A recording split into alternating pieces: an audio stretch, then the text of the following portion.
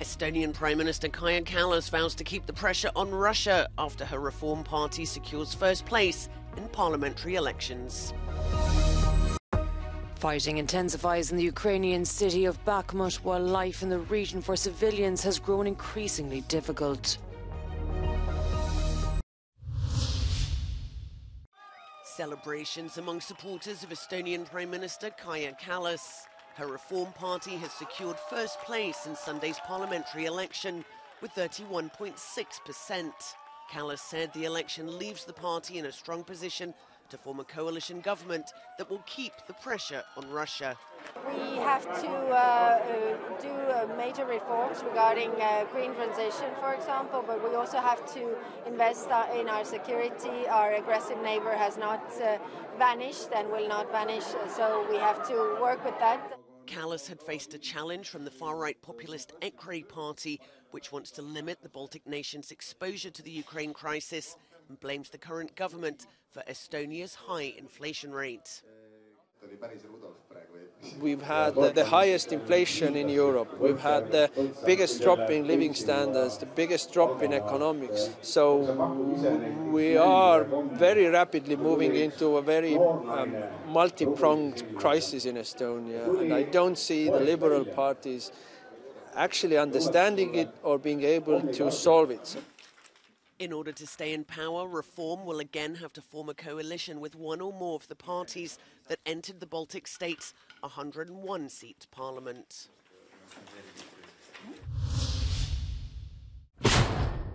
Russia claims it is tightening its hold on the Ukrainian city of Bakhmut, with constant pounding on the main routes in and out of the city.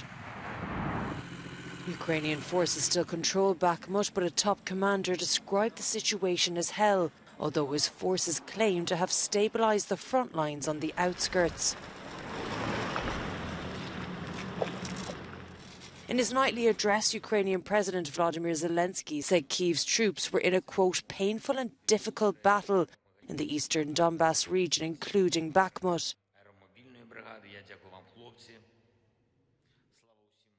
Дякую всім, чиє життя дає порятунок життя України. Особливо відзначую сьогодні за хоробрість, міцність та незламність воїнів, які б'ються на Донбасі. Одна з найтяжчих битв, болісна і важка. For the civilians in the region, life has grown increasingly difficult. People are forced to cook in the street, many of them living in basements without electricity, heating or water. Нет, мы не бесстрашные. Это правда. Мы тоже боимся. Мы тоже боимся. Мы живые люди. Нам тоже хочется жить.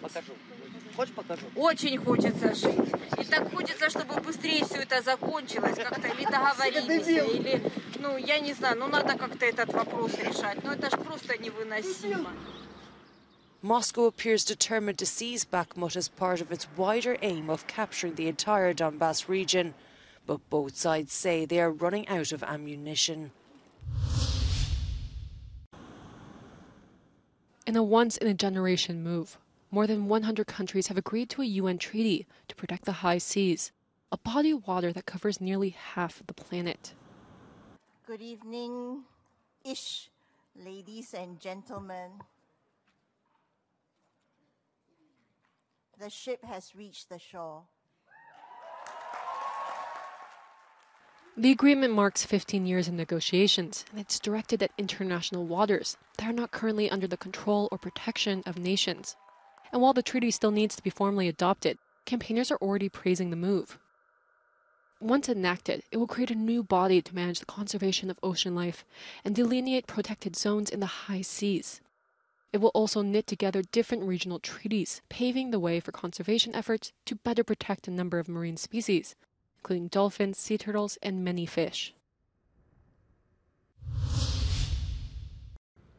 German Chancellor Olaf Scholz welcoming European Commission President Ursula von der Leyen to the country.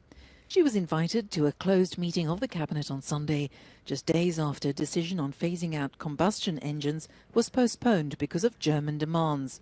Von der Leyen said it was important to invest in the clean energy sector in Europe.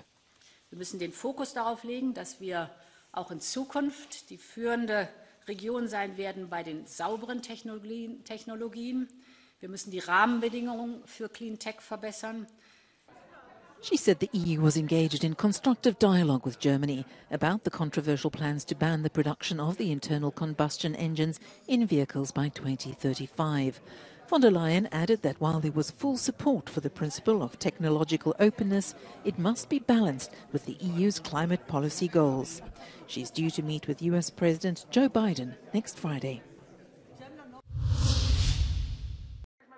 Tens of thousands of protesters took to the streets of Athens on Sunday over the deadly train crash in Larissa, which killed at least 57 people, mainly students. Tear gas and stun grenades were used when violent clashes broke out between police and demonstrators outside the Greek parliament. The crowds gathered after calls by rail workers and public sector employees to express their grief and anger. Flowers were laid on the tracks at a railway station in northern Greece to honour the victims of those who died in the tragedy. A massive fire hit a crammed refugee camp for Rohingya Muslims in southern Bangladesh on Sunday, leaving thousands homeless. A fire official at the camp in Cox's Bazar said that no casualties have been reported. The UNHCR in Bangladesh tweeted that it's providing support. More than 700,000 Rohingya Muslims fled to Bangladesh from Myanmar in 2017 when the military launched a brutal crackdown.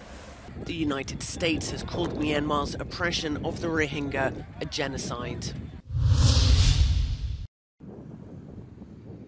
The city of Kharkiv in northeastern Ukraine was one of the hardest hit during the Russian offensive on the region last year that was defeated by the Ukrainian forces. Situated some 40 kilometers away from the Russian border, it's still under regular fire of Russian missiles. In the city outskirts, in a location kept secret, the Kharkiv prosecutor spokesman takes me on a tour of what has been named the Kharkiv Missile Cemetery. Ось така оболонка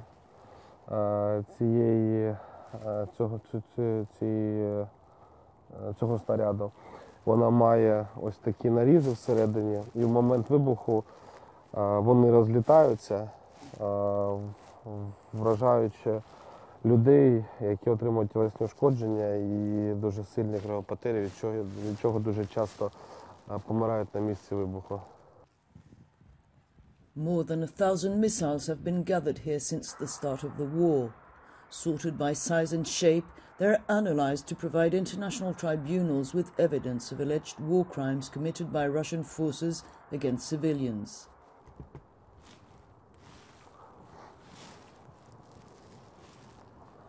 Прокурор та слідчі описують ці знайдені припаси для того, аби прив'язати конкретний обстріл, конкретний час обстрілу, зафіксувати це, і фіксуються також постраждавші, загиблі особи, зруйновані об'єкти інфраструктури, для того, аби ми могли конкретизувати, деталізувати відповідальність кожної особи в подальшому.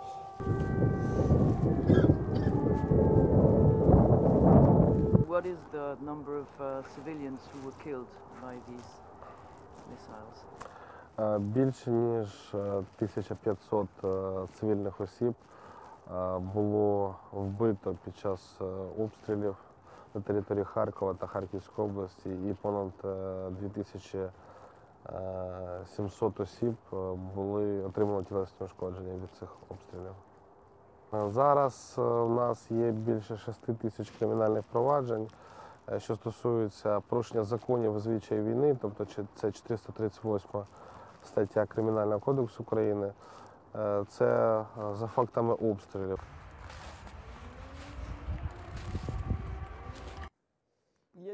There have already been 2 air raid alerts here in the space of about 20 minutes. People are always bracing for new attacks, but the Ukrainian military command doesn't expect a massive offensive on Kharkiv right now for lack of resources, they say, of the Russian forces.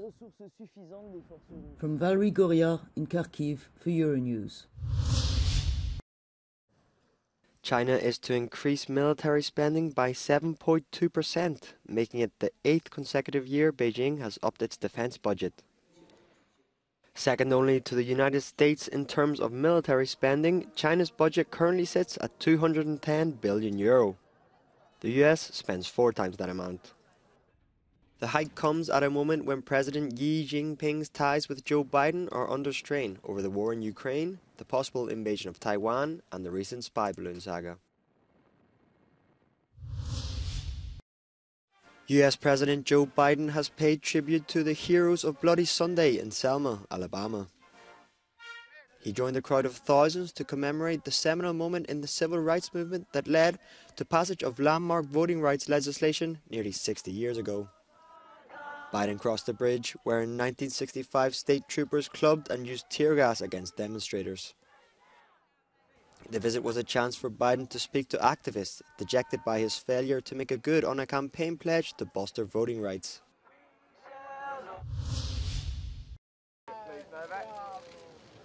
The United States Tennis Association and the US Open are hopeful that Serbian tennis star Novak Djokovic will be allowed into the US to compete in the upcoming tournaments in India, Wales and Miami. Djokovic is currently unable to enter the USA as he's unvaccinated against COVID-19. Current restrictions are due to end in April, and the world number 1 wants dispensation to play in the tournaments. The US Open in India, Wales starts next week and is immediately followed up by the Miami Open. Djokovic missed the Australian Open and the US Open last year because of his vaccination status.